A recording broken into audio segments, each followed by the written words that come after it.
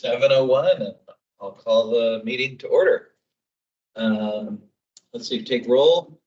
You said Katie Bell has called in absence. Mhm. Okay. Andrew Eloquent, I see you. I'm here. Do we have Nicholas Lee on anywhere? Don't see him online right Not now. yet. Okay. And then David Lewis here. Tim Motley. He's not online yet. Not yet. There's not an online issue. Sure. And Zach, you said was not going to join, right? Correct.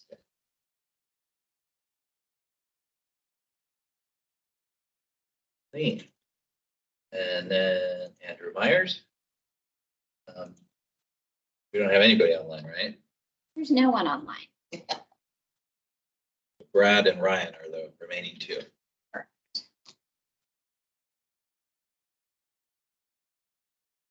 But we can proceed and see who shows up.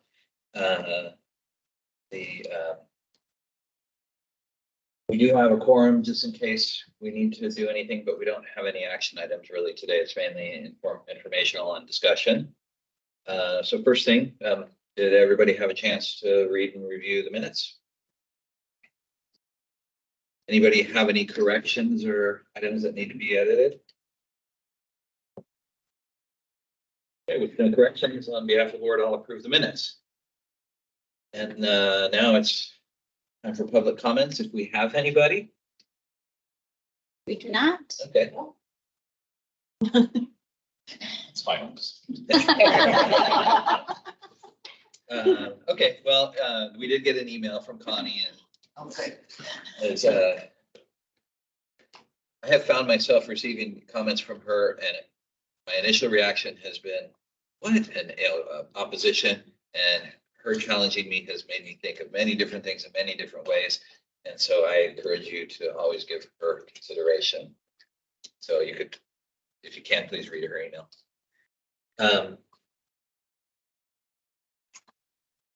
Guess we'll now move into regular business. And the first item is the park system plan update presented by Robin. Thank you very Take it much. away. Yeah, we're working hard and we're continuing through the process with the park system plan update. And we had our survey close, I believe it was in November. After the Old Town meeting, we wanted to have a chance to have one public meeting where the boards were up and we could get public comments and talk to people in person, which was awesome. Unfortunately, Jeff isn't here today. We're gonna give him a break. He's on vacation in Hawaii, so I'll be presenting. But I hope everyone had a chance to kind of read through the survey results, digest those a little bit. I'm hoping for a really good discussion. We're reading it, interpreting it one way, but we'd really like your input and feedback and see what you're seeing with the comments and with the responses. Let's dig in. And I'm just going to go through a quick, whoops. Thank you. Kind of an update and recap of what we've done so far and where we're at with the park system plan. So we looked at park classifications and reclassifying park types, dependent on what we're seeing and what we're anticipating, you know, what land is left. Looking at what our park systems are like and how they're performing right now, what we may need in the future. So then we had a review of the 2018-19 goals and policies, which is great, and that's moving forward as well with the planners. We looked at draft goals and policies in October. We revised those goals and policies in November. I went with Valerie to the PPC review, and they had just one question that I'd like to bring up later as we're looking through survey results. And they had one tweak for the goals and policies in December. And I believe that goes back through the safety. We'll bring it back to the park board ad hoc committee for another review. And then from there, it then goes to the city council, safety services and parks committee. Hard to remember that one. Hard to remember. And then to council for approval. So you still get chances to look at that, comment on that. And, if you have anything else you want to add, there's plenty of time for that. And now we're up for the public survey summary. We opened it in October, closed that in November. So it was open up a little bit longer than we typically do, which was great. And then we'll go through and we'll review the survey findings and the data this month. So we had a really, really good response. We were really happy with the response. We were shooting for 653 for a confidence level of 99%. We ended up getting 744 responses. So quite a bit more than we anticipated, which was great. Our top neighborhoods that we heard responses from was Issaquah Highlands, Squawk Mountain, Old Town, and South Lake Sammamish neighborhoods. Demographics, it was pretty wide. We know we wanted to hit the youth more, so we kind of asked for the youth advisory group to give us some of their input and feedback, but really 25% were 35 to 44, 23%, 55 to 64, 22% was over 65, 18%, 45 to 54. So I feel like we did get a nice rounded demographic and age group, which is important. How does that compare to the actual demographic? That I'd have to back check on. Yeah, I think we want to know that to know if that's representative. Yeah. Good question. No, great question. And I'll get that for you for the next meeting or shoot that out after this. Yeah. And then, yeah, 27% lived in Issaquah for more than 20 years. So they're really familiar with the area, and 20% at least from 11 to 20 years. So we felt pretty confident that the people that responded knew and used the system really well. Is there any neighborhoods that didn't really participate or were? I'm up in the northwest area. Tallis, I was hoping to hear more from Tallis. Not a lot of responses there. And we tried to target, as they were coming in, we tried to get out there and target those, but just not a lot of feedback, unfortunately. So if that's something you feel that we really need to broaden out a little bit more, we can send that back out again, get more data, or somehow get more feedback and make it a little more well-rounded for the neighborhood. I thought, at the very least, I thought it'd be interesting just to kind of see if there's certain things that are coming up to the surface that For over neighborhood. under. Yeah. Good point. And I'll see if they can break that down a little bit further. Did we also?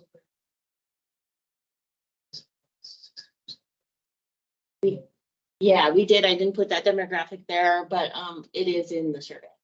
Yeah.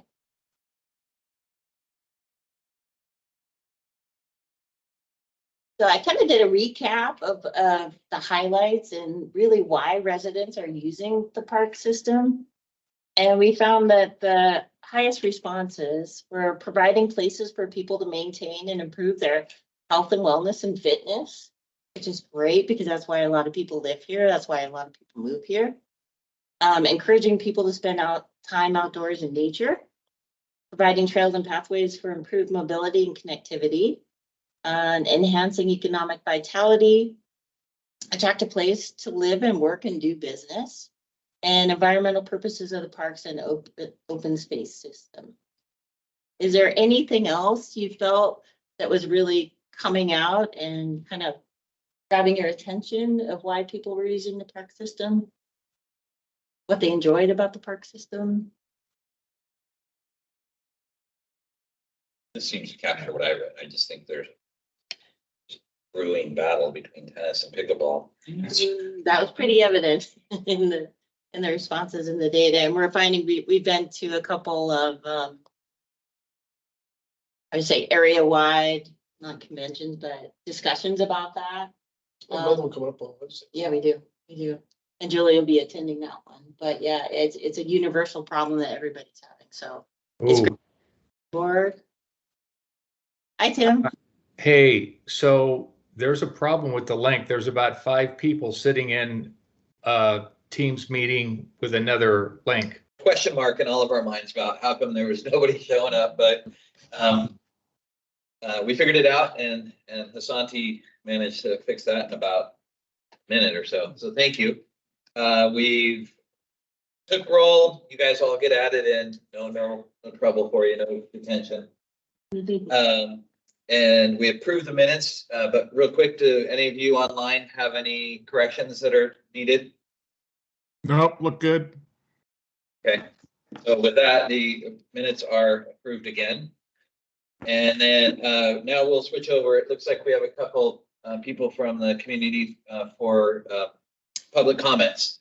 So if you can state your name and your comment, please try to keep it to about 5 minutes.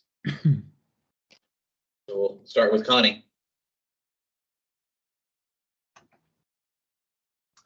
Hi, Connie Marsh. Of course, I'm up on Squawk. You got a couple of emails from me. And so then interestingly, I just got a draft of the Climate and Environmental Comprehensive Plan chapter language. And I realized what's sort of tweaking me here on this. There's the overarching city, and then there's the park stuff. And there's a bunch of what is being addressed in the parks plan that is actually overarching city stuff. And there's some stuff in the overarching city stuff that focuses narrowly on parks, but is not necessarily in your parks plan. And this doesn't work. I don't think that the Parks Department can govern the entire city. And so there needs to be the authority given where the Parks Department has the responsibility. The Urban Forest Management Plan is citywide. Integrated Pest Management is citywide. The concept of green stormwater going into parks is a blend of the two. It's actually a citywide thing. If the city decides they want to put stormwater in your parks, the Parks Department is not going to be able to take a stand and say, keep your stormwater out of our parks, unless you set up some sort of system to analyze that. And feasible and applicable is not the language that is going to get you there. So when I look, oh, there's one more. It says tree preservation on designated bike and pedestrian corridors. It says in the overarching plan. I don't have any idea what that means within the parks plan, because I have never heard of such a map. So when you are looking at the general comments that are flowing through, which in this situation are, wow, we really want to protect our environment. And the reason that we love our park system is that we can go out in nature. I think you need to try to decide what is actually the park's lane for authority and responsibility. And I think that needs to be a discussion that is closest to mind, because the community is going to think that the parks is everything, but Parks Board can define what you think it should be. Now, I hope this makes sense to you. It's just this problem has been happening in the city for 25 years, ever since I've been doing this, that these responsibilities sort of waffle. So there you go. There is my input. Thank you. Thank you. Thanks, Connie. Steve, do you want to give public comment? Let me take myself off mute. Can you hear me okay? Yes, we can. My name's Steve Pereira. I've lived in Issaquah since 2008 as a homeowner, which means the bank owns the house, but that's a different topic.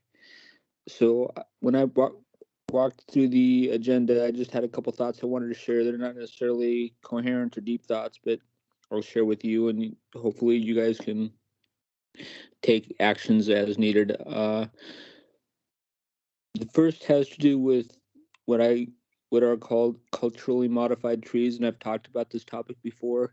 They're trees that have been modified by the first peoples in the area. While I'm not sure that Issaquah has any, this is kind of being considered linked with the historical trees, and I'm looking for something more definitive or defining that actually protects culturally modified trees, not just recognizes them and puts them on a list. I think there should be some legal protections that are granted for culturally modified trees that may or may not necessarily apply to other historical trees. I think they should be able to add more than 3 per year, especially when we start out. That's just a forced distribution and it makes no sense. There should be some criteria, whatever that criteria is, allows them to be met. The second has to do with wording in the language where it talks about the green necklace in Issaquah / connectivity. And I'm just kind of concerned we haven't really talked about the green necklace for a long time. It doesn't get the weight and consideration and funding approval for preserving naturally beautiful or lakeside areas that it did when we first decided to go become a regional growth center, and we're losing that connectivity and that connection and focus in the Issaquah language because we simply seem to stop talking about it and stop prioritizing it, and we're prioritizing a lot of other things in parks, but we're not talking about that. We're just losing the will, it seems.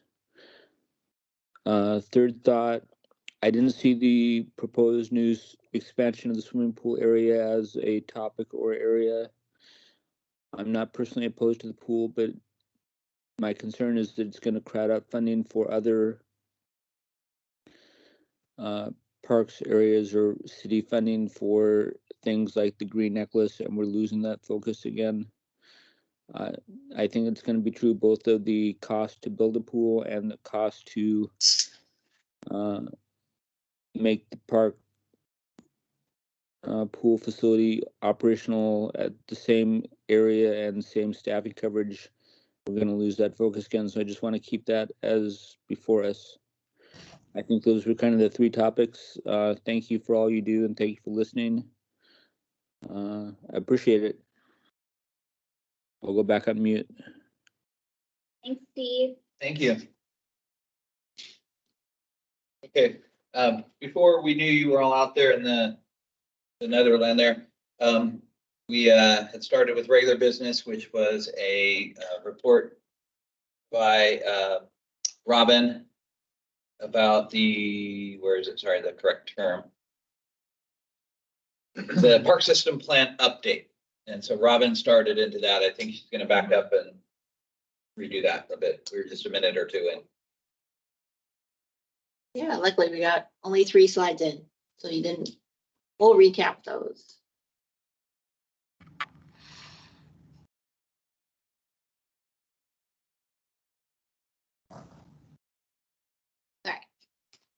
Take 2. Take 2. Thanks for the patience, everyone.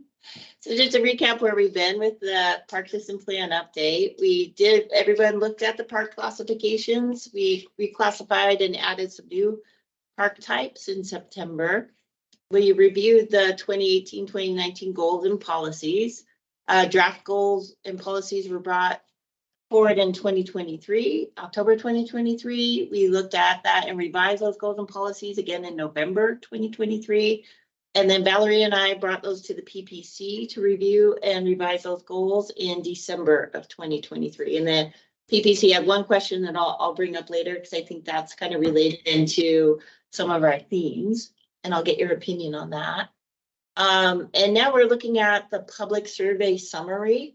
We opened that in October. We closed that in November, and we've been looking at that data, reviewing that data kind of with the team and with the city and with Valerie. And we really want to get your opinion on what you're seeing and the feedback you're seeing from the survey, because we're looking at it from one lens, and I know you'll be looking at it from another lens. So it'd be great to get that perspective.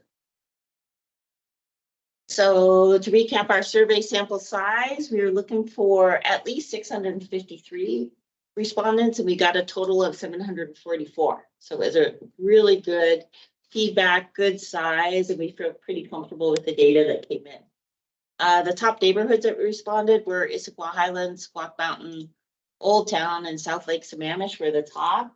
And I just looked up, some of the lower ones were Tibbetts Creek Valley had 1%, Newport 1%, Providence Point. So, definitely something that we can look at in the future is really targeting. Taos was one I wish we had more from, so we can look at going back to them too and getting at the next community meeting, maybe getting some more input from them. I did look up, so earlier, guys, before you all joined online, I asked a question about the demographics and how that compared to Issaquah in total.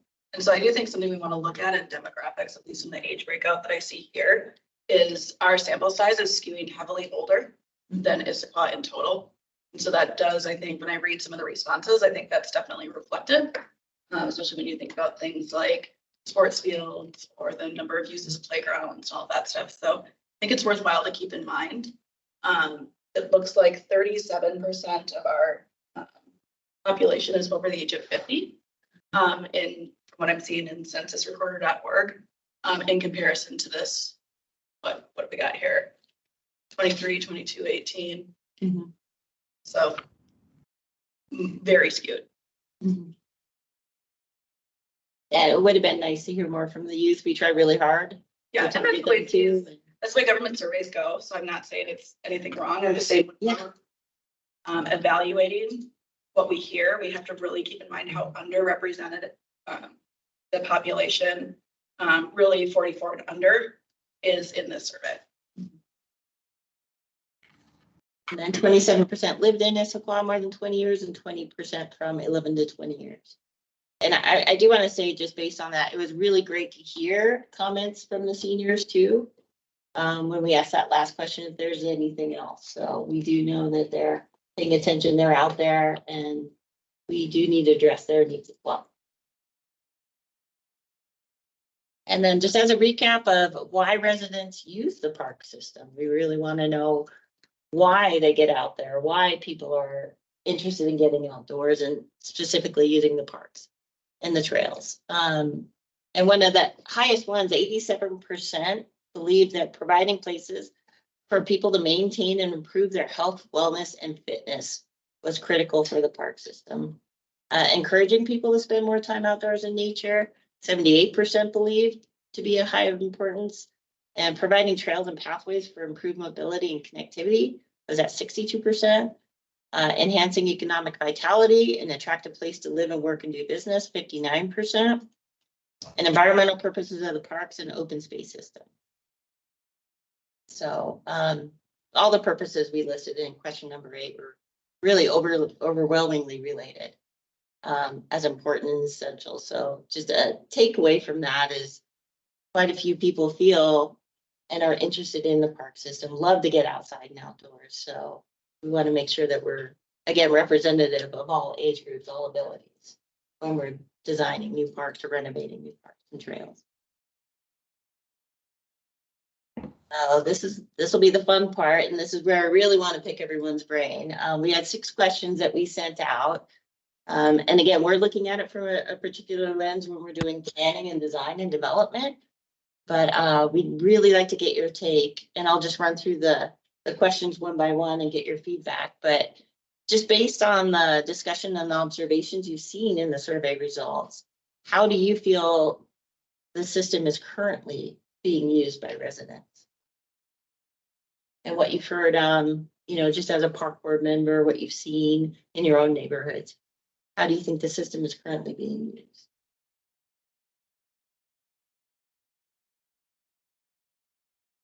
Mine's okay. Which is great. Do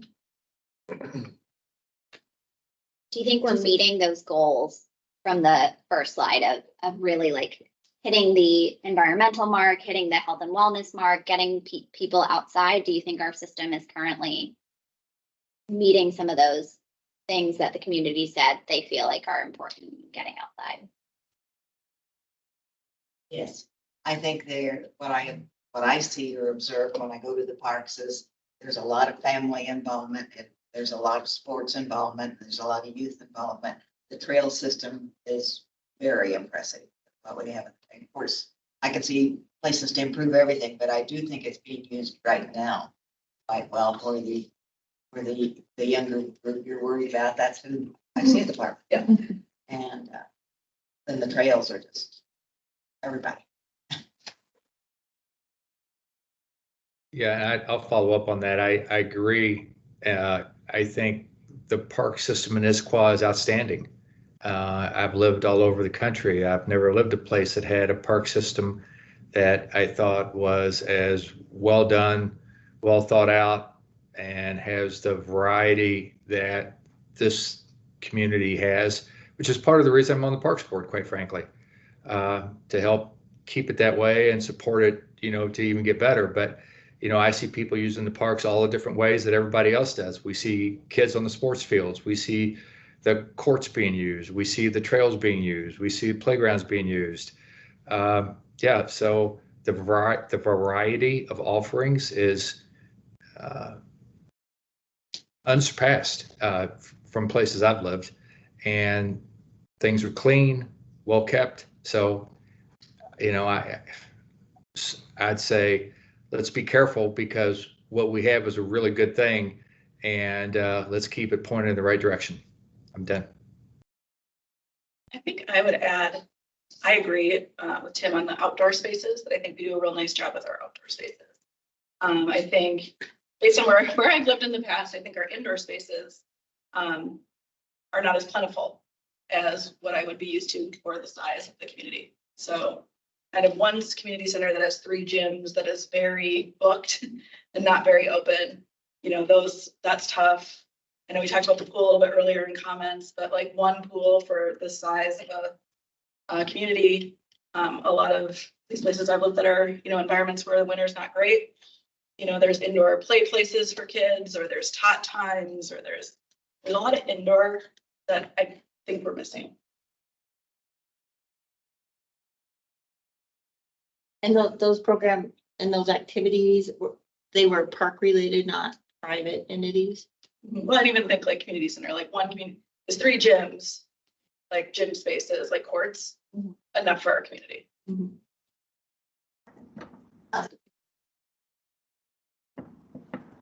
Is there anything within those 3, that health, wellness, and fitness? Do you feel like certain parts of the system activate those more than other parts? Or do you feel like holistically the system hits all 3, or one park can hit all 3? Or should one park or one place focus on one versus the other?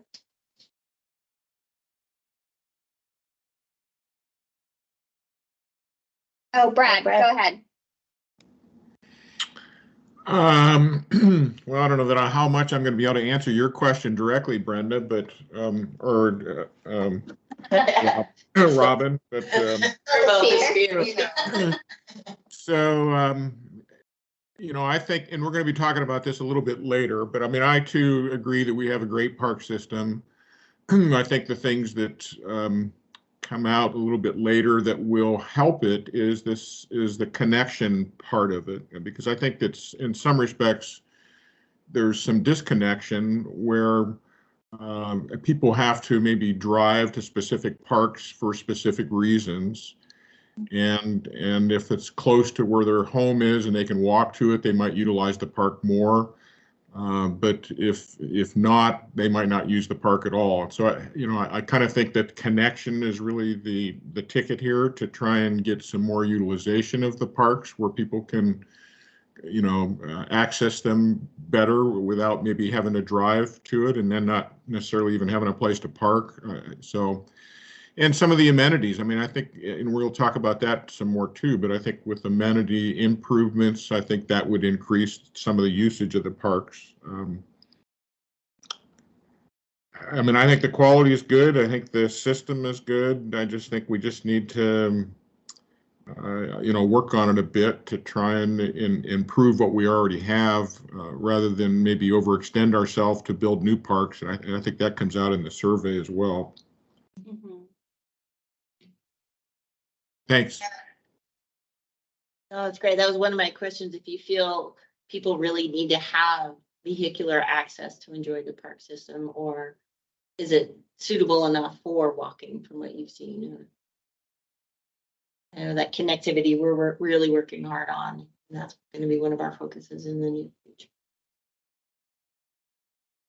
The problem in some respects comes from, all of us that live up in the hillsides, so you have highlands, you've got Squaw Mountain, and so to drop down into some of the, the more usable parks in the central area, you almost have to drive because there's not really any good way of walking to a lot of these, or biking for that matter. And so I think that's the challenge, is to be able to manipulate through these areas that have elevations to deal with, to be able to have access and more utilization of what we have.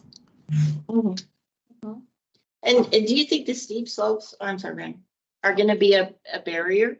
I was just gonna say, aren't the community parks meant for that community? And do you want to get parking for all the community parks so everybody can go there? I thought the purpose was it was for that community and a few of the others, but we don't advertise them or provide parking or everything for the whole city for every park. Right, The yeah. big parks, yes. So we But have those our, are community parks. right. So the neighborhood parks are more billed as that. They're for the neighborhood. There's not parking, spaces around them necessarily. It's really for those neighborhoods versus our community parks, which do have more amenities, are larger spaces, do have that parking and vehicular access. Accessibility and bathrooms, they've got, Mhm. and again, can be approved, but they've got it. And I don't know if that's what you were saying, Brad, because I kind of went to the little neighborhood parks. We're not trying to make those into big community parks. What is it like in the comments, at least in charge now, like you read a single comment, right? Right. But, stuff about sidewalks, which I know comes up, and that's not really our purview. So we always bring it up and then, it's got to get pushed to somewhere else on sidewalks. But to Brad's point on accessibility, even in those community parks, those sidewalks is kind of dicey, right? Like you can't send your kid to the park on some of the parks on Squawk because. And zero parking. Right. So there's all sorts of issues. So I don't know, that seems to always get quote unquote parking lotted from us. And I don't know where it needs to go in the government, but that seems to be, if I was thinking about access, especially in the small parks, understanding their sidewalks would be a big one. And the city, I think right now is really working on accessibility, which will mean improving the sidewalks and adding sidewalks. I don't know how high that is in there. Very much. Very much, it is. It's happening. But you're not wrong, Marlene. Yeah, sidewalks is definitely a part of the connectivity that we all as a city need to think about and look at. It is something that we have been thinking about and looking at, and also working with our counterparts in public works as well. So good to hear that we're all on the same page. Could I ask a question about sidewalks since it came up? You know, Sure. I live up on Squawk where the sidewalks are a real patchwork. There's a block here, there's a block there. It doesn't interconnect very well. A lot of places there's no sidewalks. It was my impression that sidewalks would be outside the jurisdiction of the parks system per se. Is that not the case? Is that within our jurisdiction? No, you are correct. It is not within our jurisdiction. Sidewalks are very much not a parks thing, but It's public work. it's public works. But as a department within our city, we all want to work together to reach the goals, and sidewalks are important to being able to connect our parks. So it's not something that can be done in a vacuum, I guess, is more what I mean. Okay, thank you. I'll explain it, Tim. Yeah, thank you. And what's great is now the planning team, the parks planning team is being incorporated into those discussions about those sidewalks and multimodal paths and seeing how we can create that connectivity in. So they've been really, really generous, and we've been in, I think, 3 discussions now for sidewalks. So that's great, particularly up in Squawk too. Yeah, exactly. As you know. We were looking at hillsides as a barrier, and that kind of goes to what Brad was saying earlier. Do you think that's still the steep slopes are still a barrier, even if there were a trail connected, or do you think people would be happy to go up and down that hillside? Because we're seeing some larger gaps, but we're understanding a lot of barriers to those gaps, and one of those is hillsides, which is very challenging for some. Some love it. So is the question, build out more of the trails on the hillside and see if they come? That's what I think. Right. You think if that's the place we need to make that connectivity, should it be on the hillside, or do you think people would go around further just because it's easier to access? So just point of clarification, are you talking about Hillside Park per se or hillsides in general? Hillsides in general that have 40% or steeper slopes. Okay, got it. Again, goes back to the accessibility and making sure, like, and we're thinking of Squawk, we're thinking of the Highlands and getting down and making those connections we need to make. We just understand that those might be a little bit steeper. I think wherever there's a trail, it's a steep existing hillside. We're going to create a switchback and something that's going to be a more moderated slope. And I think whatever people think is the most direct route is what they will take, whether it's sidewalk or trail. And They tend to do that, right? Okay. Anything else on how the system's currently being used that you're seeing? Okay. So our next question, what is the quality of the current system? I think the feedback that I saw was we're doing a pretty good job. Parks operations, amazing work, very proactive and quick to respond. But I wanted to get your take on how you feel the quality of the current system. Through the rating responses, one of the trends I saw was the infrastructure piece is potentially one that's lacking. It's like the outdoor spaces are great. And this kind of goes with the same theme that Marlene was talking about of indoor versus outdoor, but wherever there's a park that offers a bit more infrastructure, I was trying to remember the name of it in our classification system, but the parks where there's a field or there's a bathroom, things like that, where there's comments about lots of bathrooms being closed or the fields being unusable during the season because they don't serve. So some type of modernization needs to be in order with some of the parks that have a heavier infrastructure. That would be our community parks. And I know some neighborhood parks also have the restrooms, but for the most variety of amenities and the fields would be the community parks. Yeah. But upgrading those and modernizing those, I think would be good. Okay. Yeah, not just the facility side of it, but just, again, survey results, stuff to do at the park. So not just an open space, but obviously pickleball, tennis versus that. But like volleyball courts and, all that stuff. So it's just building more infrastructure, not necessarily the facilities. Right. For stuff for people to do when they get to the park. So, Just more variety in amenities and facilities. yeah, I mean, I'll classify it as stuff to do, right? You show up at a park. What can I do here? Mhm. Can I piggyback off of that and ask, this is maybe outside of the real scope of this, but what are people's thoughts on multi-use courts? I know that we have a few around in some of our parks. I know the pickleball tennis conversation that has had, but outside of that, is there a general yes, I would use that. Yes, I think it's valuable. Given that we're talking about adding more of the stuff to do within these community parks. I think for a community park, you would need dedicated because it's for the community. And if it's a pickleball court, it's going to be used 100% of the time, right? If you put 3 or 4 of them together, there's going to be cars and people waiting to play. If it's more of the neighborhood park, like let's say Blackberry Park, you could do a multi-use basketball, tennis, or pickleball because that's servicing the neighborhood, right? Again, that's just my opinion. But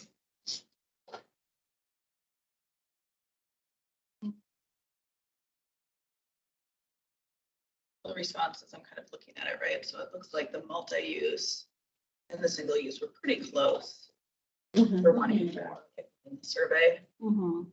And then our dog park friends. Yeah.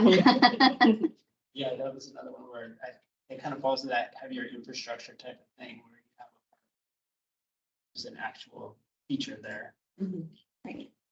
But yeah, artificial turf, single use, multi-use, dog park. And then I think it was the restrooms, right? Mhm. And restrooms are the ones that sort of. And then improved trailheads, which is again infrastructure. So those all seem to rise to the top, at least in this block chart of too few that I'm looking at. Although community gardens was kind of high. Yeah, that was the one that popped out, new for us, like community gardens came in so high. Which is great.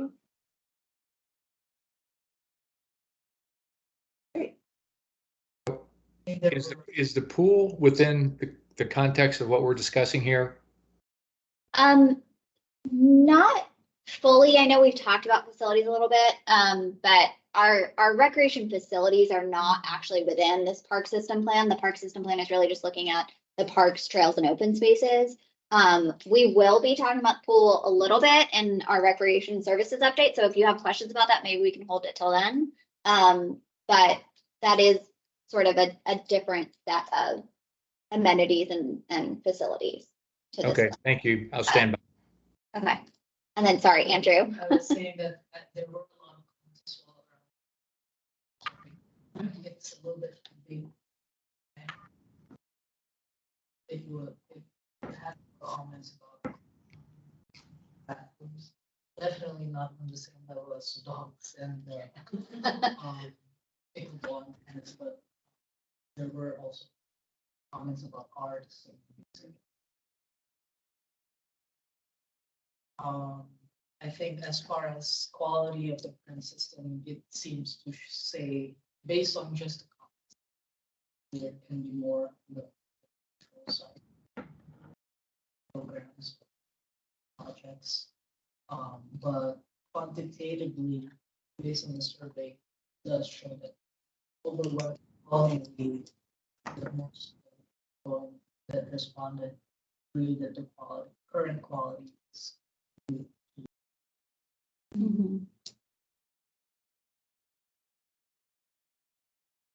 I guess I'm curious how you feel, just me being relatively new, how you feel the quality is relative to other neighboring cities and park systems. I think it's very good. I mean, we're all biased, right? We're all Issaquah residents. We love it here. Yeah, but when you do drive into like Redmond and you see some of their parks, you're like, oh, this is yeah. nice. Yeah. Guys, it's not only Issaquah, like you drive to Redmond, you Yeah, drive to Woodinville, you drive around the east side. We're not close. yeah, I mean, come on, it's not close. it's not. Do you feel it's the size of the park, the amenities Like in the different park? priorities too. Like one of the beautiful things about people who like to live in Issaquah is they like the natural and they like the trails and they like, right? So I think we have maybe different priorities and maybe that's okay. But like, for somebody like me who spends a lot of time in the actual big parks and the ball fields and the amenities, like that's where you're like, wow. Yeah. And the gardens, somebody had mentioned that today about the gardens and the flowers, and that we could do a whole lot more. And when you look at Redmond and everybody, you know, that's nice. And those might be bigger, but like Woodinville even, right? Like it's smaller. And you know, they have a lot of. And it'd be interesting, at least knowledge for us, maybe Jeff can look at it. What is the percentage of budget spent in Issaquah versus those places? Right? Are we lower? Are we about the same? I imagine it's lower, but Or maintenance or. just overall budget of the Parks and Rec. How are they able to support those and rebuild and refresh as quickly as they can, right? Like, and that's the question. It could be priorities. Like maybe our open space part of our budget is really big and we're taking it from playing fields. And I know Rex, now I know Rex has a whole different budget. Now I know why we get it going. So. Yeah. And I think now it's broken out even in our CIP budget for operations and maintenance has its own dedicated funding. So I think that's new that started. So just starting to develop that and build that, I think that's going to make a big difference in the next 5 years. The other thing we've done and just finished last year or something is the Lake Sammamish Park, what's its name? The trail or the. No, That's a state park though. That's yeah, not it's a our- state It's a park. state It's park. impressive when you go to it and walk through it. If we could do anything like that, at least one of our parks. Great. Okay. So last question here, number 3, why do residents use the system? We kind of had a recap of that, but I wanted to get your take and your opinion and the lens you're seeing in the survey. Sounds like it keeps them coming back into the system as well and attracts new visitors too.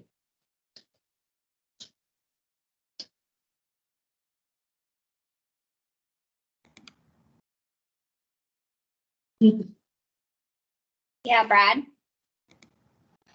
Well, I just think that it's depending on the person's, what they want to accomplish. A lot of it is just passive usage for a lot of our parks. They're just there to hang out and relax and enjoy the nature and all that, and then there's people that are going there for a specific reason to participate in something, whether it's to walk their dog or play tennis or whatever. And so, I think there's multiple usage that people are getting out of the parks, and they're going to specific parks for specific reasons.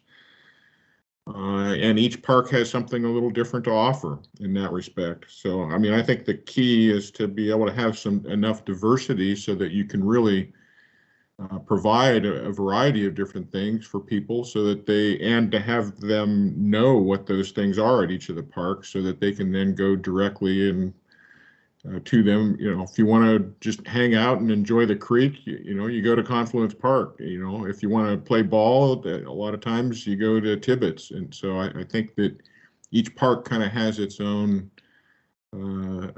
aspects that people enjoy. And their own theme. Right.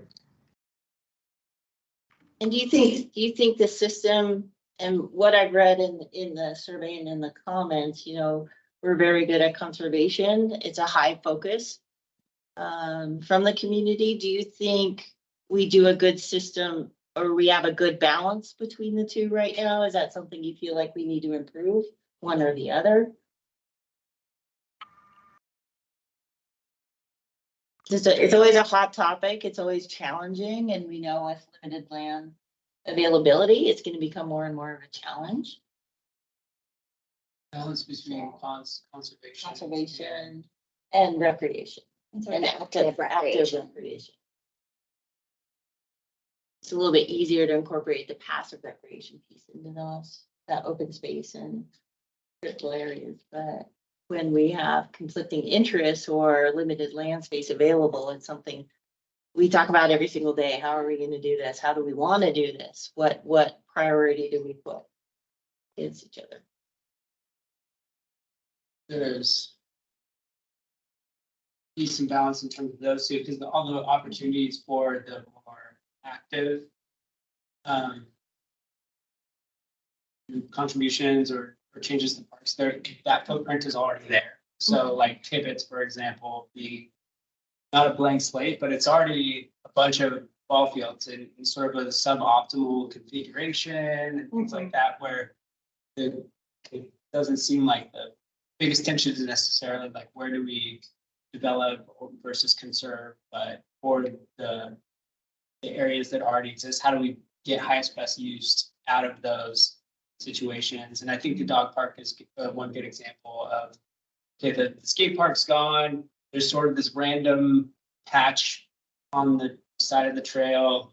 What can we do with that? And, it's not really going to be a conservative or conservatory type of opportunity, but we could put something there and make it more useful for what it is. And so I think that there's those type of opportunities, and same with like the depot and Memorial, where it's already developed, it's already active use, but could we do something more there? So I don't know if that answers your question at all, but it's kind of one of the ways I think about it. It's like, if there's already something, how can we up level, make it better, improve it, especially if it's due anyway. Like if we thought about if Veterans Memorial and Tibbetts were used at the same rate as Highland, as Central Park, like that is getting people outside to be active and healthy. But also, whenever I drive, or go up there, it's packed. Everybody's using it for multi-use things, winter and Summer, they're, it's just always busy. Right now at Tibbetts, we've had, the ball fields have been covered since September. So those ball fields are being only used by people that run their dogs around. Zero use.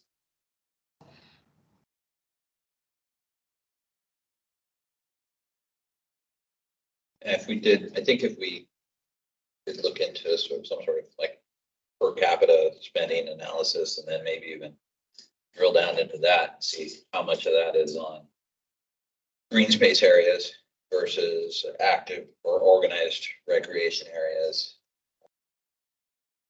I don't know what the answer is going to be, but I wouldn't be surprised if Issaquah is almost more challenged because we have so much green space around us, and to try and connect and incorporate.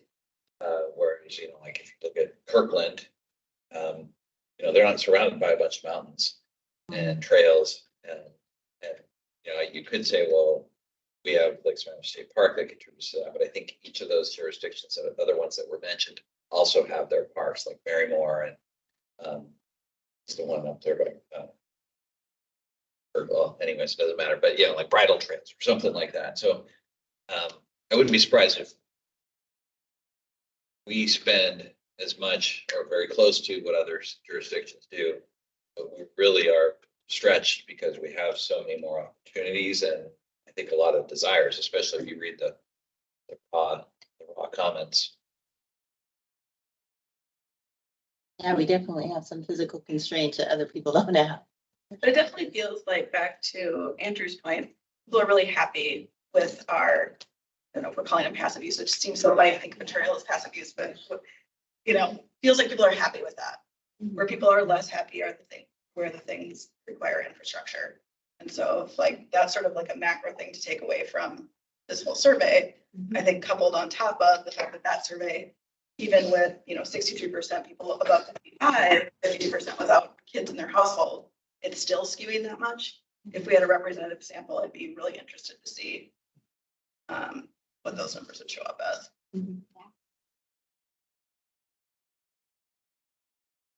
I think it would be interesting, and it would be too much analysis now that I think about it. It's also, what is it that the park system provides versus the private sector, right? So especially if you're looking at, again, the priorities of fitness and well-being and stuff like that, it's like, do we expand the community center fitness room? Or is there already a substitute like 24-hour fitness or 425 fitness? And how does that balance out things? And, like the pool, it is literally the only pool for miles, which is why when I had a 4-year-old who needs to learn swimming, I either woke up and had to get clicking on the button within 30 seconds, or I'm going to the YMCA in Cold Creek. That's just the honest truth, right? So it's being able to, when you're planning, see what is out there in the private sector, which, Issaquah happens to be a wealthy area and people can afford some of the alternatives. But it's also, we don't want to build out things that are already out there, right? So just keeping that in mind. That's a great point. Oh, good point. Okay. I'm gonna move to the next set of questions. Kind of look at our future conditions and needs based on the observations in the survey and what we're thinking needs to be improved upon. What improvements do you think are needed in the system? And I know we've kind of talked about that a little bit, but digging into that a little bit more. Is it more partnerships and balancing that in the private sector more, or is it trying to renovate all the ball fields? What do you think are our biggest improvements that we need to do?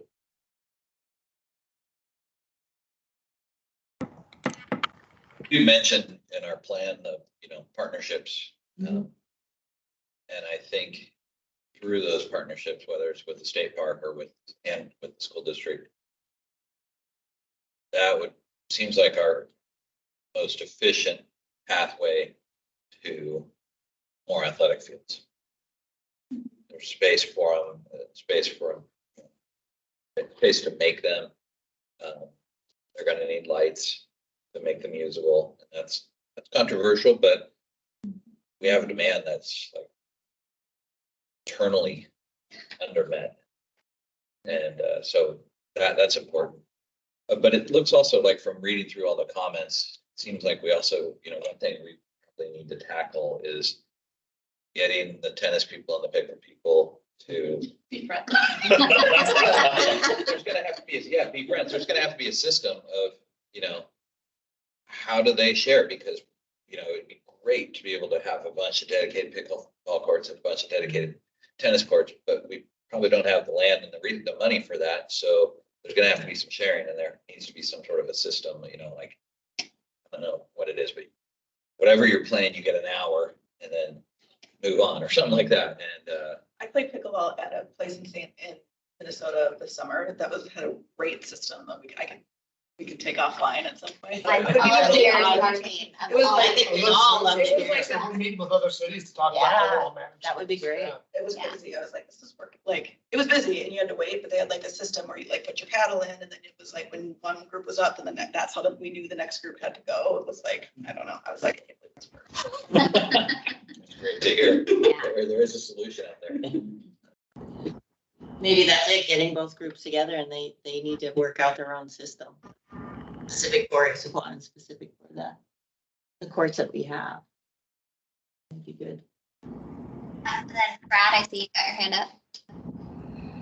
Yeah, I think that for the most part, we're pretty underutilized in terms of our relationship with partners. And I think we could really advance that if we had some sort of a liaison position. It's not real clear to me who actually does that, in terms of the interplay between parks, staff, and the variety of nonprofits and agencies that we have in the area.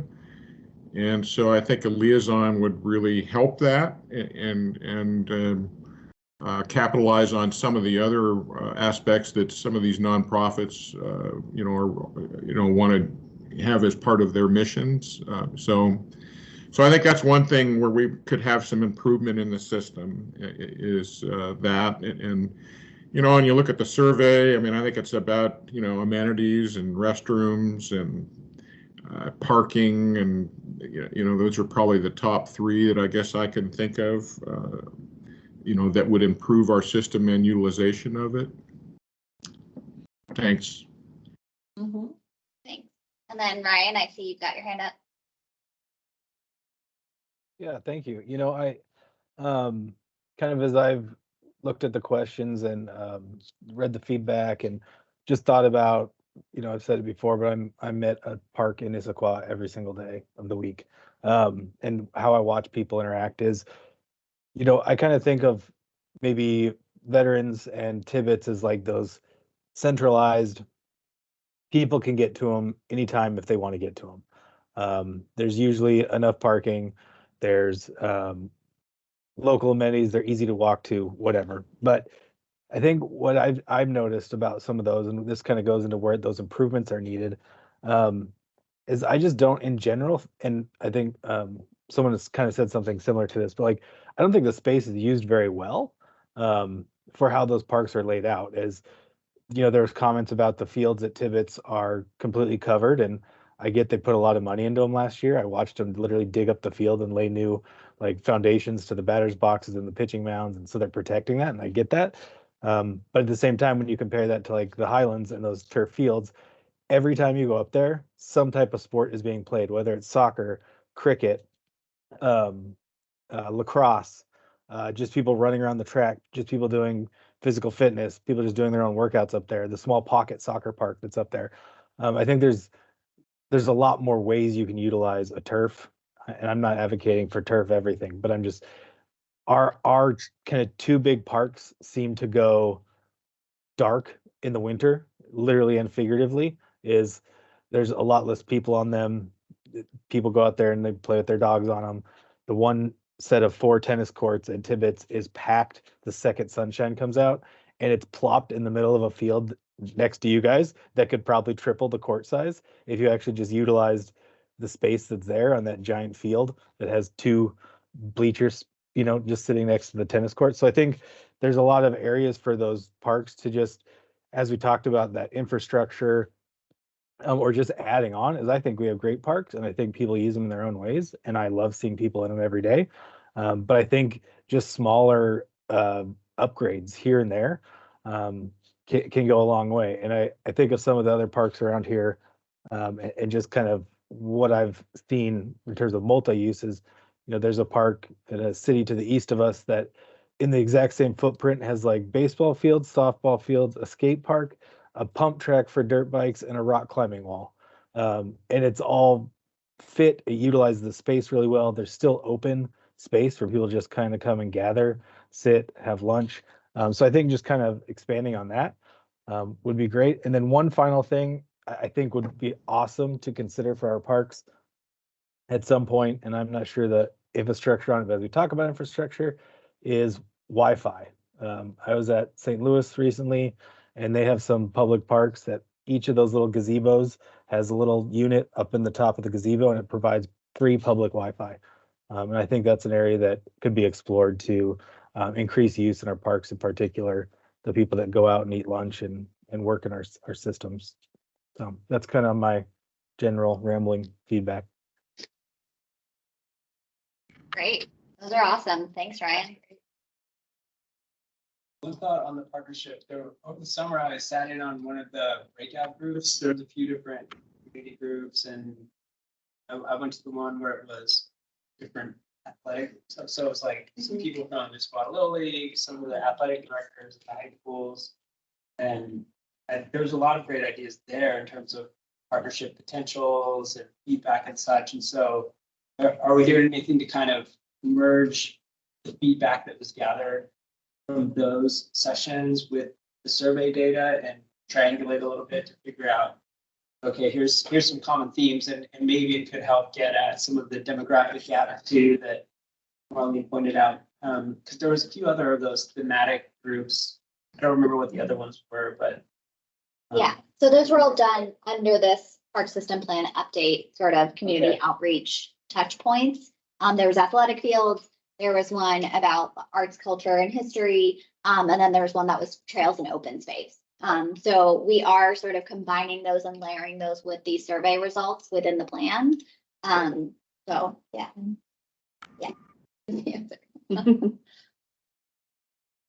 But you're right, those were some other partnerships and sort of targeted groups to get at some of those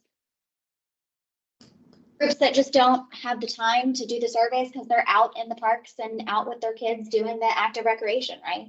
they seem very interested in figuring out what a partnership would look like. And Little League in particular pointed out like the dog field example of that partnership. So I don't know how all that stuff works, but maybe there's a possibility there. I would love to have more use and access of the high school fields as well, especially downtown where IHS, IMS, New Dallas Middle School and such, there are those facilities, but sometimes they can be difficult to access. Yeah, we're certainly looking into that.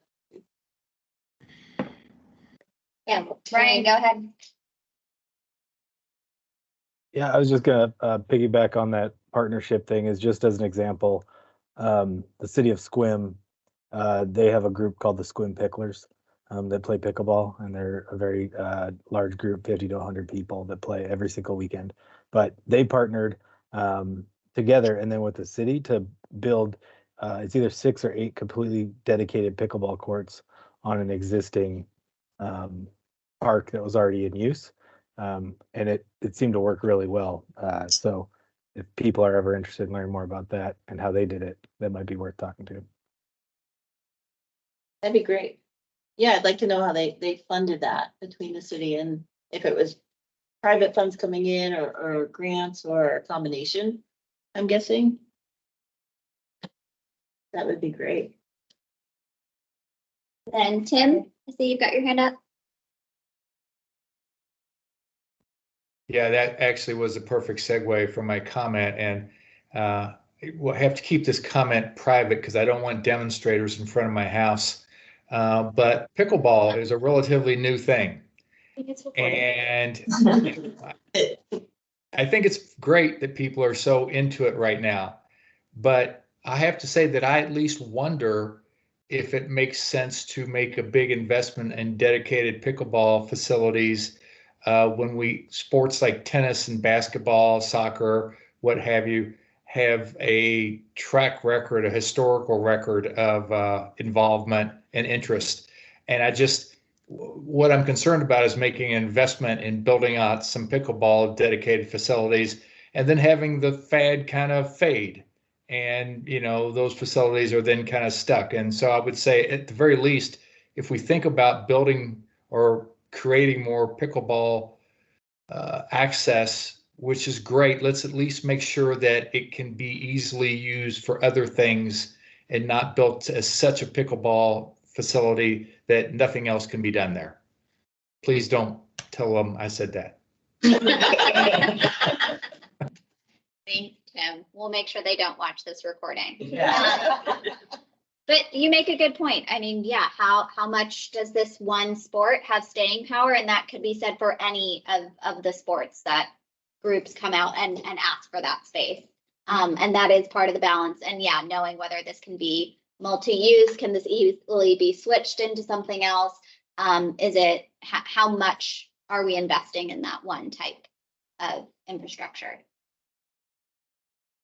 I know Chris is probably gonna want to move us along here, but I think what Ryan said was really important, a couple of things back, which was, do we want 2 of our 3 big parks to be dark more than half the year? Do we find that acceptable? How can we do that? And can we elevate that in our plans? Because I think every time we talk about it, at least since I've been on the board, oh, it's too big, it's in the plan. The plan is like, I don't know, I have doubts that I'm ever going to see it when my kids are, still here. So I guess I want to go on record and say, like, we need to prioritize the 2 big parks. Okay, well, that's a good segue into 5 and 6, really. What our future investments should be and what we should be prioritizing in the system. And if that's really a critical piece, knowing that that's probably their 2 biggest parts, that would be good to add into the update. It'd be like whoever, how many people go and they like do the little clicker to see how many people are using the parks. Like go up to Central Park. Yeah. And then go to Tibbetts. I mean, and we know because we schedule those fields as well, like we do have some of that information and some of that data for how much they're used and how much we don't schedule these spaces during the winter. What's fun to watch is people just playing. Like it doesn't all have to be organized.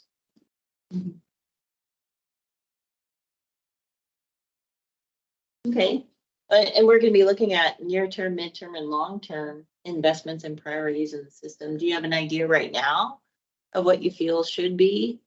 Like should the lights on the field be something that's a near-term? Well, you need to start with turf. Start with turf. I think Tibbetts. Well, you have to start with drainage. I mean, I'm not. Yeah. I don't really know. Yeah. I guess you have to We'll start back with it up. drainage, and then start with, like, Right. Right now our parks, right now those 2 parks aren't as usable because they're swampy and they're dark. So even if there were lights, they'd still be swampy. Mhm. Well, there are lights at Tibbetts, Yeah, but there are you can't use it. Yeah. Certain conditions, so. Yeah. I would agree that one of our top priorities needs to be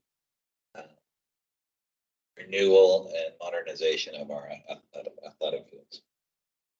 We need to go.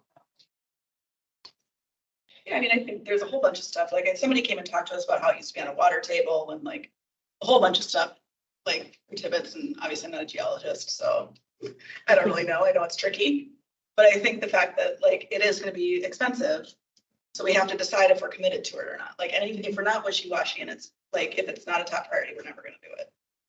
It's too much money. Awesome. Like it's such a big area. There's so much campus work with there that I think that it could be really cool. And I would love to see Memorial Field the same, but I feel like it would be trickier in a sense because it's so small. But like Tibbetts could be a regional gem if we prioritized it right. It was 2 years ago we did all those plans for it, right? Like, I don't want to dust those off. I'm sure we spent money on those. Memorial's one field, Tibbetts is many. And similarly, partnership with like Spanish State Park, they've got 6, 7 soccer fields that could really be converted into 6, 7 soccer fields plus multi-use. And the section that used to be baseball field there too.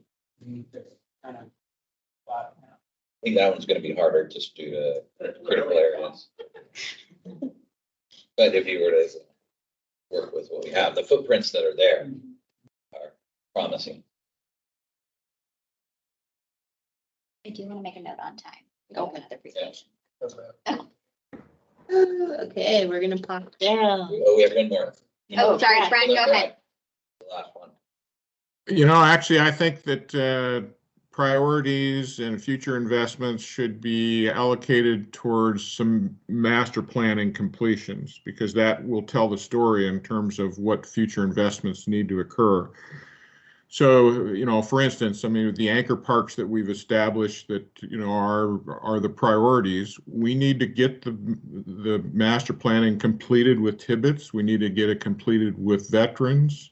We need to get it completed with the Issaquah Creek Corridor, because through that process, then we'll be able to establish what infrastructure needs to be built, or what priorities that the community even wants for some of these major parks. And without those master plans being completed, we're just, spinning our wheels in terms of what we want to do, because it's always going to come down to what's going to be in the master plan. So I guess that's where I see the priorities, maybe even in the short-term priorities in the next year or two. And some of that I know is being worked on, but I'm not sure where things are at with that. Okay. And acquisition. Land is really going to be hard to get, and so anytime we can acquire some property, we should be doing it. Mhm. And do you think, as far as the acquisitions, should we focus on the conservation and open space, which we've been doing a really good job on, or do you think we should focus on active recreation land? Where feasible. Well, probably a little of both, I suppose. I'm really a big advocate for the Creek Corridor and the Mountain to Sound Greenway corridor. I mean, those two major corridors that pass through our city, we kind of established in the last master or the last strategic parks plan. But we really need to make some focus towards those two corridors to try and, pick up some acquisitions to be able to tie them together. And if we don't do it now, it'll be potentially forever lost. And we may not really be able to capitalize on those corridors in the future. Is there a priority though? Because if you're acquiring new land, which I fully agree with, how do you accept the parks that we're talking about right now that need the lighting and the turf? And where's all this, put all the money into acquiring more? You never. Well, it's a balancing act, certainly. I mean, you need to allocate, what you have within your budget to work with, to try and accomplish both those things. I think they're both important. And you can't just focus on one and not the other, certainly. Again, I can't emphasize enough, I think, the importance of completing master plans or updating master plans as needed, is really going to help, create the map to some extent of where we're headed. And we don't have that now. Have we set those priorities? Do we know what we are going to prioritize? Is it acquiring more, or is it updating and improving? I wouldn't say that we've sort of put them as priorities sort of against each other necessarily, but they are elements that exist within the CIP that are sort of reviewed, and that then leads to sort of these budget conversations of sort of where the money goes. But that is something that we'll probably be bringing back to the board, and as we talk about sort of project priorities and sort of where. Might be fun to But to look at what have we done in the last 5 years, where has, why is there an imbalance? Have we not paid enough attention? Why do we have these dark fields? The city is huge, and if we don't have space for everything, then why are we buying? Why don't we fix up what we have? And I just like to see over the last 5 years, what have we done? And are we keeping up with people? Not that I don't want to acquire everything. Okay, yeah, we'll pull out some of that data for the next conversation too. Yeah, that's really important. I think there was a few things as far as like to-dos as it relates to funding, right? So it's like both the look back, I think that's right, Brenda, but there were some questions around, what is our allocation % over time of the budget to the, split by open field, open space. I know we did do a lot of restoration, over last year, so that was probably a big budget item last year. And then how does our budget compare to any cities that we would consider? And I think I've asked this before. Who are our sister cities that are closest to us? Because, we might talk about Bellevue, we might talk about Kirkland, but like, they're not comparable. So like, that might not be a fair. So who are in King County, the cities that we should be looking at for benchmarking? I think that would be one I would love to see is like if we could come, maybe Chris and I, we can talk about making sure that one comes back as an agenda topic, because I think we brought that one up before. That is something design workshops diving into, is that benchmarking based on 3 different cities. But if you feel there's one that's more appropriate than the 3, we'll look at that too. And also looking specifically within King County and our current sort of region. Yeah. And all of that just narrow to budget.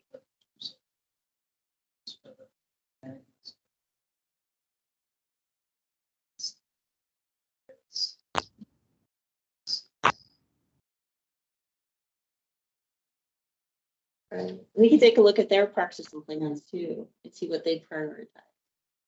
That'll speak a lot. I'm gonna kind of whip through the next slides, and Jeff wanted me to reiterate that we can break out each of these individual slides as a separate discussion, which I think you'll find some of those are warranted. So I just kind of wanted to review positive performance of the park system, what we're doing well.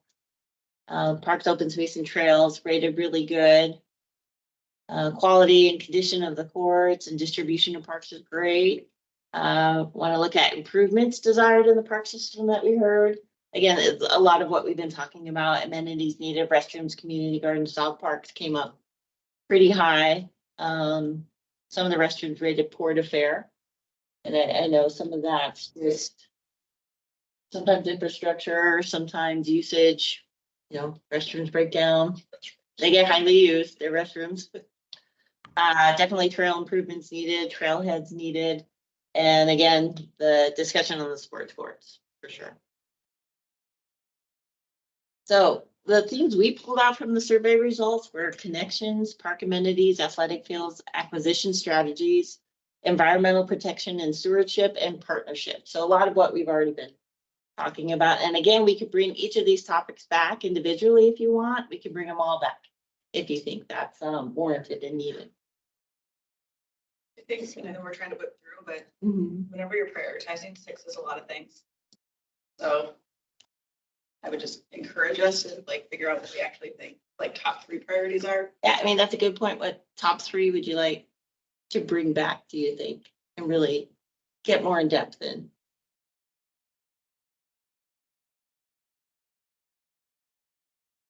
And we can take time on this one, and you all can think about it. I can send another email, and we can sort of do a poll of what we think we want to bring back in the next couple of months of these 6 that feel like top priorities. And I'll just go through them all, and then maybe we circle back to what we think that might be. Okay. So a big theme that we're finding coming out of the survey and the data is our environmental stewardship, which we are doing really well on. But possible actions or point of emphasis in the plan, we want to look at continuing to protect and enhance environmental protection for existing natural systems throughout the city, understanding and emphasizing the role the park system plays in meeting the city's environmental, sustainability, and climate goals. Kind of speaking to a lot what Connie was talking about too, and incorporate resiliency and sustainability in our design and planning processes. We know stormwater management is a big deal, especially in central Issaquah. So how do we start combining the two? How do we start integrating the two together and enhancing both systems? And then furthering our reduction of pesticides and improving our maintenance and operation practices. Enhancing urban forest management and building upon green Issaquah, integrated pest management and water-wise practices. Are there any other actions or maybe points of emphasis that you think coming out of the data, or you think that we really need to focus on for? On to feel more action oriented. I wasn't sure with the survey comments. I saw a lot of comments about the pesticides and like, is that something that is true? Are people speculating, or like where do people get that conclusion? A lot of that is wrapped in the integrated pest management, which reduces the use of pesticides. And this is something I can have Rick and Matt come and speak about also. And I do know they have to post what chemicals they are using. And they try to utilize industry standards that are much more environmental friendly. And that's kind of out of my purview in a way from the maintenance side of it, but I can definitely have them write a paragraph or speak to that. I just didn't know if those comments were based on something that actually there. Sometimes that's an old school practice that's nobody uses anymore. So I don't know if it's kind of a legacy thing that happened. Again, I can find that. That's definitely something we're conscientious of, particularly around the creeks and the waterways. For sure. Okay, flip to the next one. Connections and connectivity. Big discussion lately. So possible actions we had was propose a park system where every park is connected via trail, sidewalk, or multi-use path. And the idea of the green necklace actually becomes a citywide strategy, not just central Issaquah, but now we're looking at a holistic approach to it for a really a much more unified system, a green network within the city and to surrounding public lands. We have great connectivity out into state parks. And then rebranding the park system around this vision of every park connected for stronger park identity and wayfinding systems. We have great trails, and we know we need to just improve how people find them and how people navigate through them. Identify and prioritize gap connections to strengthen connectivity throughout the city. And that's something we've been doing actually all week, is looking at these gaps. But is there anything else related to connectivity you think we need to really focus and improve on? Thank you, Brad. You asking me? I thought maybe you wanted to say something, Brad, because I saw you were off mute, so I just wanted to. No, I think those all look good. My only comment here would be to really focus on the corridors, the Issaquah Creek corridor, the Mountain to Sound Greenway corridor. And if we are able to maximize the connections in these two corridors, then we'll have a lot of connection with all the park system. And I don't really see the corridors mentioned necessarily here specifically, but that would be one thing that I would add to this slide. Okay. All right, park amenities and possible actions. And again, it kind of aligns with what you've been talking about, is propose newer renovated assets and amenities within the existing park properties to provide diversity of activities. From what I've heard tonight, definitely a wide array of amenities, a lot of different amenities, maybe focused on particular parks. So they're spread around the system. Focus on improving and implementing artificial turf sports fields for multi-use, as well as additional court spaces. Identify and prioritize parks and spaces that need improvements. Again, you know, the near, mid, and long-term parks and system trails that need that. And then recognize the significant land constraints within Issaquah and the challenges we have with the current land available. We know with Title 18 coming in that we're gonna have a little bit more challenge when we go to renovate these parks. So that's something we need to integrate and incorporate in as well. And we really want to emphasize the need and the use of multi-use and innovative solutions to be able to accomplish that. Which is exciting from a design perspective, but challenging when you're developing a whole system.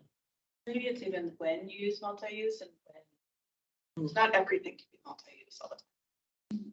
All of a sudden, then you end up with something that doesn't really work. I don't know if you've seen those turf fields where there's so many lines you can't play on.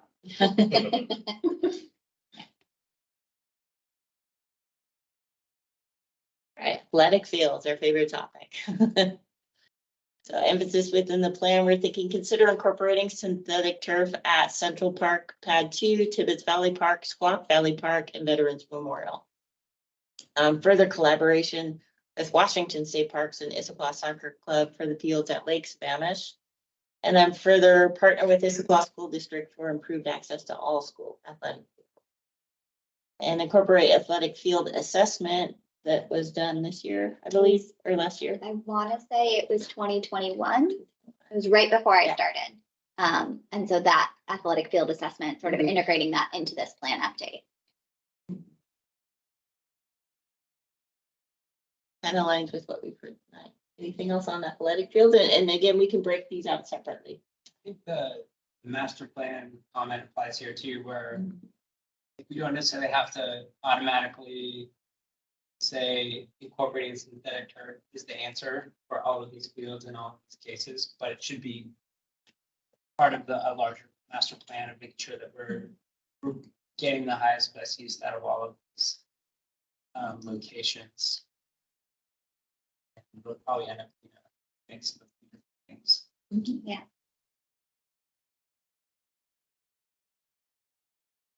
And acquisition strategy. So develop a strategy that responds to and understands a variety of acquisition purposes needed for our system to enhance it. So emphasizing environmental protection and stewardship, connectivity through the green necklace concept, and active recreation needs at community parks and neighborhood parks.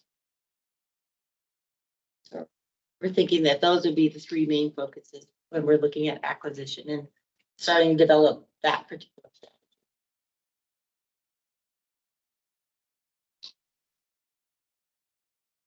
strategy. Anything else?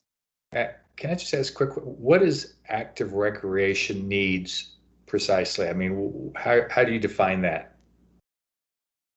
When I'm looking at active recreation, I'm looking at a physical activity such as a playground, such as courts, athletic fields, something that's going to really get you out and moving more versus a more passive as a slower type of recreation, maybe walking.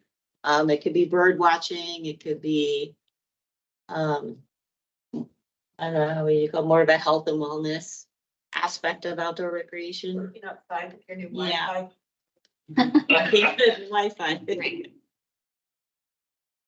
Does that help, Tim? Yeah, okay, thanks. Yeah, I guess I was thinking that almost anytime someone goes to a park, they're being active.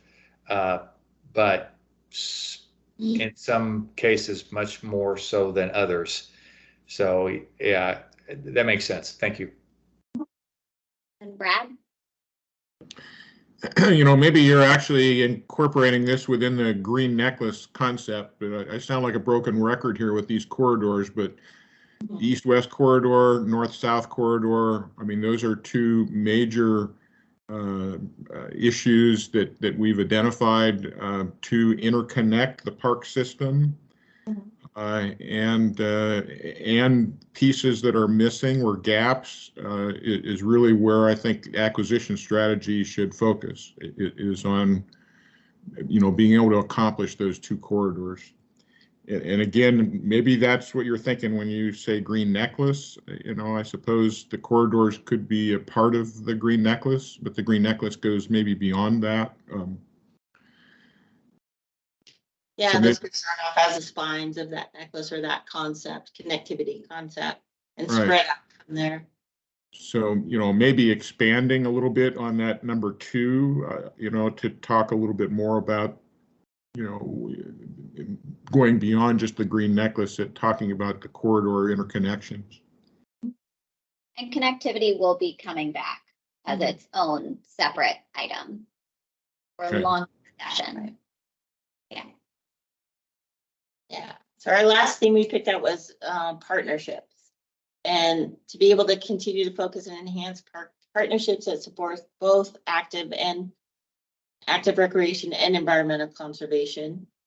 Furthering partnering on trailheads and trail connectivity within the city and surrounding public lands. Enhancing our partnerships with the school district, public agencies, and private developers. And then continue to leverage grants, both local, state, and federal, to help address the park system capital improvement needs and priorities. You could always use more. I think might be helpful to look at the different themes and the actions within them, because it seems like some of them, there's a lot of overlap, and so that might make it difficult to prioritize if we're talking about working with school districts as a partnership, but also as a way to open up fields. And or like trailhead trail connectivity is a part of partnerships, and it's also a part of connectivity. And I think that there will be overlap in a positive sense for all of these, but maybe focusing in on for each theme, what is the distinct aspect of what that is to make the prioritization a little easier, because otherwise you're kind of like end up with buckets that are all basically the same thing, and then right back where we started. They're all pouring into each other. Okay, no, that's a really good point. So, and then last slide, kind of our next steps. We'll be doing that. We'll look at that and try and narrow those down a little bit more concise. So we're going to integrate the goals and policies into the draft of the park system plan. Further review by park board and ad hoc committee prior to final recommendation on those. Building on the survey results for confirmed feedback and direction of the plan with additional community engagement in March. And we're looking, I think right now at the week of the 11th of March. Oh, Ryan, sorry. That's all right. I just wanted to, and I don't know the details of this already or what engagement or what partnership there's been, but I do want to emphasize, I do think partnering with the schools could do a whole lot to open up, covered basketball courts, covered big top areas, additional fields. And I think even just something as simple as getting a good partnership with them so we can maybe have access to some of those spaces on weekends when schools are out I think it would go a long distance for the community, because we don't have anything covered on public land, but there's a lot of good covered stuff on school land. Oh, really good point. Great. So, yeah, we're looking at more community engagement in March, and more community outreach.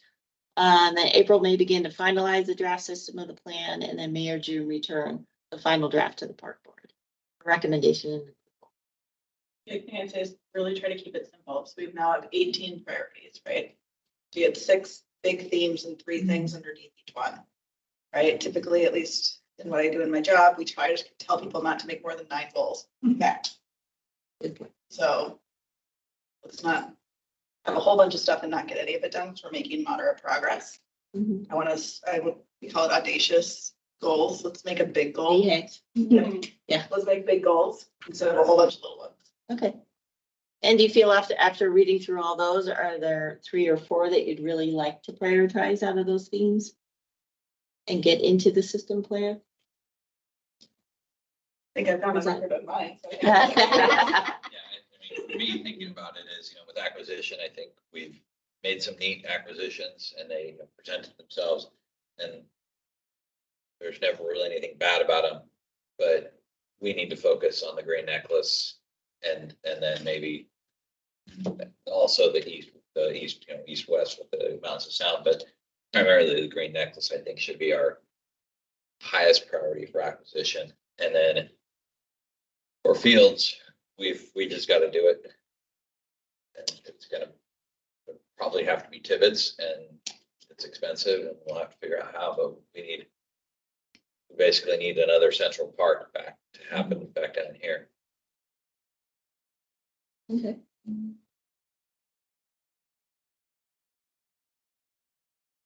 And I like Ryan's school partnerships. Sometimes you have the big goals, if there's something that's the easy knockdown. Yeah, because that seems like you could unlock a lot of things without a ton of budget that. Mhm. Have we looked at the population and how it's spread over the city? Will Tibbetts ever be utilized like? If you think about everybody from Tallis and everybody from Squawk would come to Tibbetts basically for the most part, and then maybe even Old Town. Old Town would probably split if they go up to the Highlands or over to Tibbetts. But I think over to Tibbetts easier because it's way easier to bike from Old Town to Tibbetts than it is to like take that hill up. From That's Highlands. fair. Yes, Yeah. very true. People go from all over Issaquah for organized activities up in the Highlands, and they will go to Tibbetts just the same for his activities there. Also thinking about just sort of future development plans of this area and what's surrounding Tibbetts. It will be an investment area for sure. But good point. Mhm. Great, so that's our update on the survey results, but thank you so much. Really Yeah, good thank you for feedback. all this feedback. That's obviously it. Definitely. And that leaves Brian with like 3 minutes. Sorry, Brian. Remember the negative range. So our next topic is the recreation services. No, it's Hey, a coffee. great rich conversation. Well, I'm happy Real quick question, do we want to try and do it or postpone? Anybody have thoughts? Is there any immediate feedback you need from us? No, I'm just here to provide a quick highlight of recreation services over 2023. Just, try to come every year and give you a quick little update. We had mid-year, we had the farmer's market, right? I think we'll plan this upcoming year to have something else, one of the divisions, because the recreation service is really a lot of service units. Each one in and of themselves, we could talk endlessly about. I'm sort of hitting a lot of big highlights for each division. And that's, it's not feedback or input, really. It's just more, I'd love to hear feedback and input, of course, but it's more just giving you a quick little shot of what happened in 2023 and some of the great work that was done by each of those teams. Something that really does apply directly to us is your rental shelters and the fields, how we're keeping up or where we're falling behind and what we need to do. Well, and I think too, like, and Chris and I talked about this in many meetings a little bit before this year, is I would like it to see us spend more time in these meetings on rec. I think we are the park and rec board. I don't think we're just parks, or are we only parks? Technically, you're just parked. Okay. Technically, we are park. Circular board. Right. Yeah, that's a great question. In all the years I've done it, it's always included parks and recreation. Same, I thought it was scope. And I always thought it was just shortened to parks because everybody shortens parks and recreation to parks, right? Or parks and community service gets shortened to park. That's a great question. So maybe let's come back, like maybe we table that, because at least for me, a big part of this is also the recreation piece, right? Because it's a lot of getting healthy and being outside and doing things to kids, so. And he manages so much of, you take care of the rentals and who uses what. I get excited to come and share because there's, like I said, there's a lot of different service units. I mean, when you think about the community center, pool, senior center, picnic bar, athletics and sports and field rentals, I get excited because they do a lot. Each team does a phenomenal amount of work. And it's so great to come here and just share some of that. So I would appreciate the opportunity for that. So I get the time thing. Would you be willing to come back? I would be happy to, yeah, absolutely. Okay. Oh, totally. I mean, and hey, I so appreciate that was well done and a great, and rich conversation. I appreciate all the input. It's fun to, I've lived in this for my whole life. So, I played on that field when I was a kid, right? So it's fun to hear the conversation and just, I love the different viewpoints. You want to highlight rentals right now, quickly? Do you have a breakdown of rentals or? Oh, there's just one slide. We could save it for the actual presentation. Okay. the big I show. just don't want to change. Yeah. Yeah. I bet I got lights and stuff and smoke that are gonna come outside. You guys are missing his I'll just juggling. hold out for next time. No, I'm kidding. If that's what you like, happy to come back. Does it mess up our subsequent agenda? Yeah. Good question. I don't think it will if Brian is willing to come back again, which I'm sure he is. Absolutely. I don't think it'll throw us off greatly if we bring this back. Yeah, he gets to go first. Yeah. I told you to go first. I would still stay anyways, because I love, like I said, the conversations. That's why we do what we do. Okay, well then we will bring this item back to the board Thank for you. recreation services. No worries. Okay, so then we're gonna switch to reports. We don't have youth representatives because finals are approaching. So You're right. we're all studying diligently tonight. Director's report, which is gonna be you, right? Yes, it's gonna be me in place of Jeff. So for director's reports, we're in the new year. We just wanted to bring the board's attention to sort of our larger departmental work plan, which I shared in the agenda, as well as our park board specific work plan that we have for the rest of 2024. So for the department work plan, you know, it's listed out by all of the different divisions that are within Parks and Community Services. For the most part, the items that end up coming to the park board are the items that are within park planning and development and our park operations, with some items from recreation. And just noting that, you know, our human services, there's a human services commission that works with them on some of those work plan items. And then we have our arts commission. So the arts items kind of go to that board. So all of the departmental work that we have also goes through sort of the boards and commissions for public input and touch points and that feedback. And then I also just wanted to bring everyone's attention to sort of a new version of our work plan. I know we had a working document that we did last year that was attached under these directors' reports and sort of updated every month the topics that we covered and sort of what was coming up. Our hope with this new version is to sort of go a little bit more in depth of what each of these topics are and what we're hoping to cover with you all as a board. I use this in my meetings that we have with Chris and Marlene before the meeting to sort of think through, are there items in here that need to get moved up? Are there things we need to move down? Is there more detail that we need to add in here? And I also want to open that up to all of you as park board members as well. If you, as you're going through this document, if there are things that you think should come to the board sooner, that you think could get pushed to the board later, it's a pretty tentative schedule, so you'll see like some different color coding in here. I hope it makes sense, but we've sort of thought about the first quarter of meetings that we have and what needs to come, because we have like plan adoption that needs to happen for some of these items, but flexibility with some of the other items for when they come. And yeah, just wanted to bring everyone's attention to that. It will still be a working document, so it will change, it will move. We will update it as we've sort of gone through some of these topics. And there is space for things that maybe we didn't pull out this year, but that are other things that we as a department are working on that might make sense to come to the board a little bit later. So those are my two updates for director's report. Anything else? Or no? We're good? Okay. Okay. With that, I'll pass it over to Craig. Okay, and that leaves it for my report. The last couple of them have been abbreviated appreciably, and this one will be somewhat. The main thing is, you know, we have a lot of opportunities around here. Two items that I always check, or two calendars I always check, are Issaquah and Trails and FLISP. And the reason why I look at them is they have, you know, opportunities that we may not realize through, you know, regular Rex calendars and such. They have, Issaquah and Trails has a geology hike. They have two coal mine history hikes. They have two green restoration opportunities, and they have two partnerships with Mountains of Sound Greenway. I don't know why I have that written that way.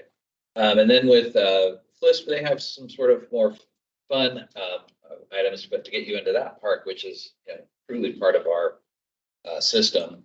And they have a bird count. These are in February, and then they have a painting in the park. So they've had a few of them. That's in March. So I encourage you to please look at the Issaquah House and Trails Club calendar and the FLISP calendar. FLISP, Friends of Lake Sammamish State Park. Many years ago, I helped create that acronym, and we had no choice but to live with it. And that's it for me. Do we have any other business or announcements that anyone would like? Brad. Go ahead, Brad. Hey, Chris, both two great organizations. One more that I might add to the plate would be that's really starting to take off is the Urban Wildlife Refuge Partnership. Trout Unlimited now actually has a director of that organization. They work out of the state park and also with Trout Unlimited. But that's an organization that we formed a number of years ago. It's really starting to take off now. Alex is the director of it, it might even be good to bring her in sometime to have a little talk. I know you mentioned to maybe bring some of these organizations in to say what they do. But the nice thing about the Urban Wildlife Refuge Partnership is it's kind of a combination of of all of the different organizations intended to use that as almost as a clearinghouse to some extent. So it goes beyond even what FLISP can offer to the community. So put that on your radar screen to take a look at it. You might even take a look at their Facebook page to get an idea of what they're doing. So thanks. Thank you. Anyone else? Okay, surprisingly, with that, we'll finish 6 minutes early. So I'll call the meeting adjourned. Thank you, everyone. Thank you, Brian.